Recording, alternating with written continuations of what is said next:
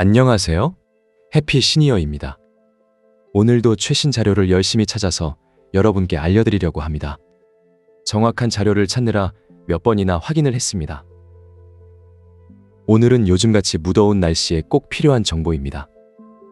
여러분, 더운 날, 특히 나이 드신 어르신에게 의외로 위험한 장소가 있습니다. 논밭일까요? 길가일까요? 물론 두 곳 모두 위험합니다. 그런데 우리가 안전하다고 믿는 바로 그곳에서도 어르신들이 쓰러지고 있습니다. 바로 집입니다. 질병관리청이 올해 8월 4일까지 집계한 잠정 자료를 보면 전국 516개 응급실에 신고된 온열 질환자는 2,441명, 추정 사망자는 21명이었습니다. 그중 80세 이상은 300명이었습니다. 단순한 환자 수가 아니라 인구 10만 명당 발생률로 계산하면 모든 연령대 가운데 80세 이상이 가장 높았습니다. 더 놀라운 건 장소입니다. 80세 이상 환자가 쓰러진 곳은 논밭이 28%로 가장 많았고 길가가 20%였습니다. 그리고 집이 18%였습니다. 전체 연령에서는 집에서 발생한 비율이 7%인데 80세 이상은 2배 반이 넘습니다. 추정 사망자 21명 가운데 13명도 80세 이상이었고 그중 3분은 집에서 발견됐습니다. 그러니까 폭염은 현관문 앞에서 멈추지 않습니다.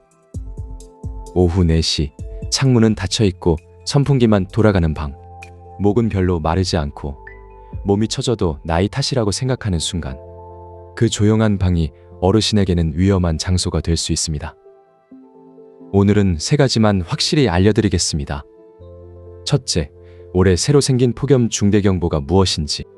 둘째, 물을 마시고 있어도 놓칠 수 있는 진짜 응급 신호가 무엇인지. 셋째, 냉방비가 걱정될 때 무료로 갈 수 있는 곳을 어떻게 찾는지. 그리고 영상 끝에는 혼자 계신 부모님께 전화했을 때 단 10초 만에 위험을 확인하는 질문도 알려드리겠습니다. 지금부터 시작하겠습니다. 올해 폭염특보가 3단계로 바뀌었습니다. 올해 6월 1일부터 폭염특보가 18년 만에 3단계로 강화됐습니다. 폭염주의보, 폭염경보, 그리고 새로 생긴 폭염중대경보입니다. 폭염주의보는 하루 최고 체감온도가 33도 이상인 날이 이틀 이상 이어질 것으로 예상될 때 발표됩니다. 폭염경보는 최고 체감온도 35도 이상이 이틀 이상 이어질 것으로 예상될 때입니다. 폭염중대경보는 기존 경보보다 한 단계 높은 최상위 경보입니다. 최고 체감온도 35도 이상이 이미 이틀 이상 관측된 지역에서 체감온도 38도 또는 실제 기온 39도 이상이 예상되면 발표됩니다. 이때는 하루만 예상돼도 중대경보가 나올 수 있습니다. 왜 기온보다 체감온도를 볼까요?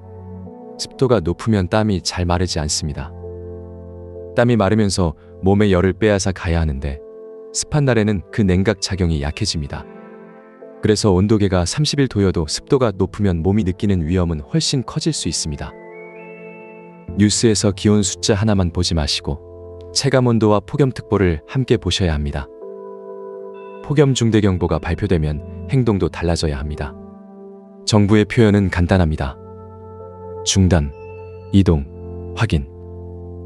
야외 활동을 중단하고 냉방이 되는 곳으로 이동하고 가족과 이웃의 안부를 확인하는 겁니다. 노인 일자리 참여자의 실외 활동도 중대경보 때는 전면 중단하고 귀가시키거나 실내 활동으로 바꾸도록 되어 있습니다. 오늘 하루쯤은 괜찮겠지가 아니라 하루라도 위험하니 멈추라는 경보입니다. 나이가 들면 몸의 냉방장치가 늦게 움직입니다. 정신력이 약해서도 아니고 참을성이 부족해서도 아닙니다. 몸의 냉방장치가 예전처럼 빠르게 움직이지 않기 때문입니다. 우리 몸은 더우면 피부 쪽으로 피를 보내고 땀을 흘려 열을 식힙니다. 하지만 나이가 들면 땀이 늦게 나기 시작하고 땀의 양도 줄 수 있습니다. 피부의 혈액순환과 심장 기능도 예전 같지 않아 열을 밖으로 내보내는 힘이 약해집니다. 게다가 갈증을 느끼는 감각도 둔해질 수 있습니다. 젊을 때는 목이 마르면 물을 마시면 됐습니다. 하지만 어르신은 몸에 물이 부족해져도 목이 별로 마르지 않을 수 있습니다. 갈증이 없는 것이 수분이 충분하다는 뜻이 아닐 수 있다는 겁니다. 여기에 어지러움이나 기운 없음이 생겨도 나이 들어서 그렇겠지 하고 넘기기 쉽습니다. 정리하면 이렇습니다. 냉방장치는 늦게 켜지고 냉각 바람은 약하고 물 부족 경보도 늦게 울립니다. 그래서 어르신의 온열 질환은 시끄럽게 시작되지 않습니다. 조용히 시작했다가 갑자기 나빠질 수 있습니다. 평소 드시는 약도 확인해야 합니다. 여름에는 복용 중인 약도 한번 확인하셔야 합니다. 이뇨제처럼 소변을 늘리는 약은 더운 날 체액 부족과 전해질 불균형 위험을 높일 수 있습니다. 일부 오래된 항히스타민제와 항콜린 작용이 있는 약은 땀을 줄여 몸이 열을 식히는 일을 방해할 수 있습니다. 일부 우울증 약, 정신과 약, 진정제, 심장과 혈압에 쓰는 약도 사람에 따라 더위에 대응하는 능력에 영향을 줄 수 있습니다. 그렇다고 약을 마음대로 줄이거나 끊으시면 절대 안 됩니다. 갑자기 끊는 쪽이 훨씬 위험할 수 있습니다. 대신 의사나 약사에게 이렇게 물어보십시오. 제가 먹는 약 가운데 폭염 때 특별히 조심할 약이 있습니까? 더운 날 물은 어느 정도 마시는 게 좋습니까?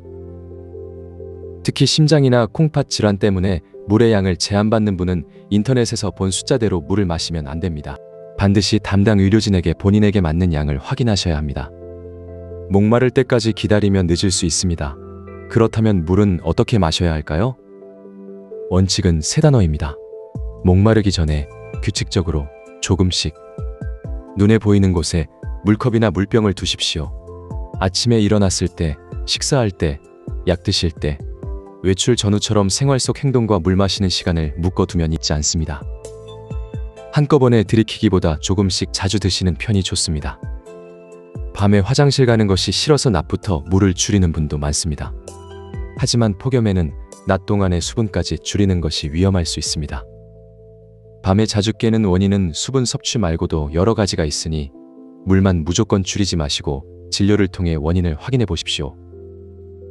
이 문제는 저희 채널의 밤에 화장실 자주 가는 진짜 이유 8가지 영상에서도 자세히 설명드렸습니다. 오늘 영상이 끝난 뒤 함께 보시면 도움이 됩니다. 커피도 영향을 끼칠 수 있습니다. 커피에 있는 카페인 성분은 평소보다 많은 양의 소변으로 몸속의 수분을 줄일 수가 있습니다. 폭염 때 커피나 고카페인 음료를 물 대신 계속 마시는 것은 좋지 않습니다. 물은 따로 챙기고 카페인이 많은 음료는 줄이는 편이 안전합니다. 술은 더 조심해야 합니다. 술은 판단력을 흐리고 탈수를 악화시킬 수 있으며 어지러움 같은 온열 질환의 초기 신호도 가릴 수 있습니다. 특히 바칠이나 외출을 앞둔 낮술, 폭염특보가 내려진 날의 음주는 미루십시오. 기억하세요. 갈증은 기다리는 신호가 아니라 오기 전에 막아야 하는 신호입니다. 이런 생활 정보가 도움이 되신다면 지금 구독 버튼을 눌러주십시오.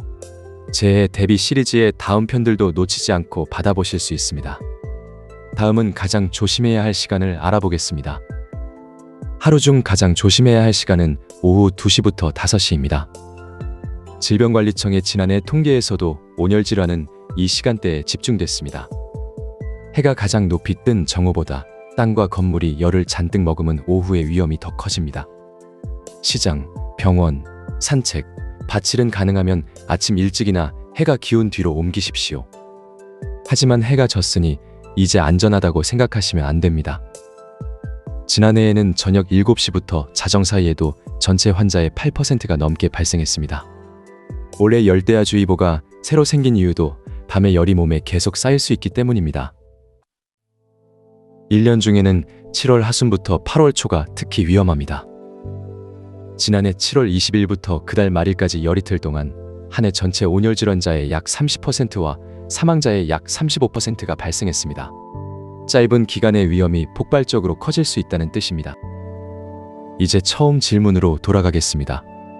왜 집에서 쓰러질까요? 한낮에 해피를 받은 지붕과 벽은 열을 저장했다가 저녁까지 천천히 내놓습니다. 특히 서양 창이 크거나 환기가 잘 되지 않는 집은 해가 진 뒤에도 방 안이 뜨거울 수 있습니다. 그 방에서 어르신은 땀이 적게 나고 갈증도 덜 느끼고 몸이 처져도 참고 계십니다. 그래서 집이 안전지대가 되지 못하는 겁니다. 폭염이 심한 날에는 선풍기만으로 온열 질환을 막기 어렵습니다. 선풍기는 땀이 마를 때 도움이 되지만 방 안 공기 자체가 너무 뜨겁고 습하면 몸을 충분히 식히지 못합니다. 가능하면 실내를 26도에서 28도 정도로 시원하게 유지하시고 너무 덥거나 습하지 않도록 냉방과 제습을 활용하십시오. 전기요금이 걱정되더라도 적어도 가장 뜨거운 오후 2시부터 5시에는 냉방을 적극적으로 쓰십시오. 밤에도 방이 계속 덥다면 시간을 정해 끄기보다 잠들 수 있을 만큼 실내를 안전하게 식히는 것이 먼저입니다. 낮에는 햇펜지디 드는 창의 커튼이나 블라인드를 미리 닫으십시오. 바깥 공기가 실내보다 더 뜨거울 때는 창문을 계속 열어놓는 것이 오히려 열을 더 드릴 수 있습니다. 저녁에 바깥이 더 시원해진 뒤 환기하는 편이 낫습니다. 헐렁하고 밝은 색의 가벼운 옷을 입고 시원한 물로 샤워하거나 젖은 수건으로 몸을 닦는 것도 도움이 됩니다. 그리고 집이 너무 더운데 냉방이 어렵다면 참지 말고 무더위 쉼터로 이동하십시오. 잠시 뒤 찾는 방법을 아주 쉽게 알려드리겠습니다. 이제 오늘 영상에서 가장 중요한 부분입니다. 열탈진과 열사병은 어떻게 구별할까요? 열탈진은 땀을 많이 흘려 물과 염분이 부족해진 상태입니다. 흔히 얼굴이 창백하고 피부가 축축하며 어지럽고 메스껍고 기운이 빠집니다. 이때는 대개 말을 걸면 상황에 맞게 대답할 수 있습니다.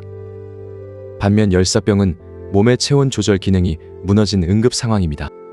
핵심 신호는 정신 상태의 변화입니다. 말이 갑자기 어눌해지거나 엉뚱한 대답을 하거나 가족을 못 알아보거나 제대로 걷지 못하거나 경련을 하거나 의식을 잃는 겁니다. 여기서 많은 분이 잘못 알고 계신 것이 있습니다. 열사병이면 땀이 나지 않는다. 피부가 뜨겁고 건조해질 수 있는 것은 맞습니다. 하지만 열사병이어도 땀이 날 수 있습니다. 그러니 땀이 난다고 안심하시면 안 됩니다. 오늘 딱 한 가지만 기억하신다면 이것입니다. 더위 속에서 말과 의식이 이상해지면 체온과 땀을 따지지 말고 즉시 119입니다. 열사병이 의심되면 체온계를 찾느라 시간을 보내지 마십시오. 먼저 119에 신고합니다. 그 다음 환자를 에어컨이 있는 방이나 그늘처럼 시원한 곳으로 옮깁니다.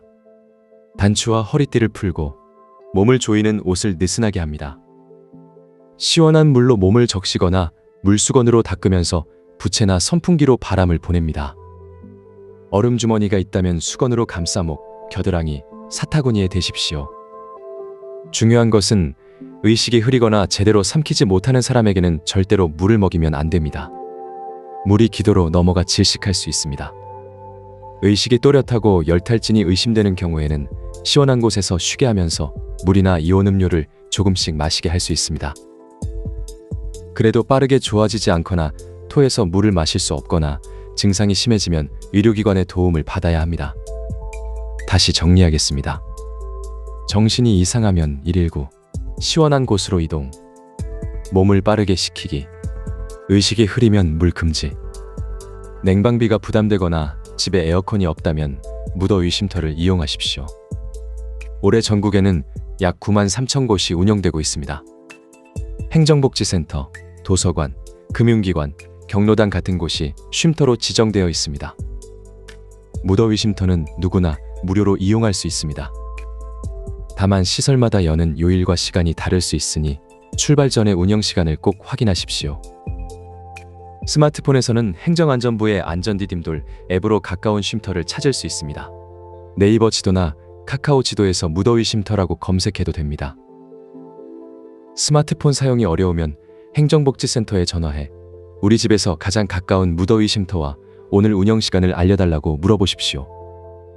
자녀분들은 이번 주에 부모님 휴대전화에 안전디딤돌 앱을 설치하고 가장 가까운 쉼터 한 곳을 즐겨찾기에 넣어드리면 좋겠습니다. 냉방비 자체가 부담인 가구는 에너지 바우처도 확인해 보십시오. 올해는 생계, 의료, 주거, 교육급여 수급 가구이면서 가족 중 노인이나 영유아, 중증질환자, 한부모 가족 등 정해진 요건에 해당하면 신청할 수 있습니다. 신청 기간은 올해 12월 30일까지입니다. 올해부터는 여름과 겨울 지원금 구분이 없어져서 여름에 아낀 금액을 겨울 난방비로 이어서 쓸 수도 있습니다. 대상이 되는지, 우리 집은 얼마를 받는지는 행정복지센터에 물어보시거나 에너지 바우처 상담센터 2600-3190으로 전화하시면 확인할 수 있습니다. 지원 제도는 미안해하며 참으라고 만든 것이 아닙니다. 위험할 때 쓰시라고 만든 안전장치입니다. 마지막으로 자녀분들께 부탁드리겠습니다. 올해 보건소도 폭염에 취약한 어르신을 대상으로 방문 건강관리를 강화하고 있습니다. 보건소에서 안부 전화나 방문 연락이 오면 한번 확인해 보세요. 하지만 제도보다 빠른 것은 가족의 전화 한 통입니다. 폭염특보가 내려진 날에는 혼자 계신 부모님께 전화해서 세 가지만 물어보세요. 지금 어디에 계세요? 오늘 물은 드셨어요? 방이 덥지는 않아요? 에어컨은 켜셨어요?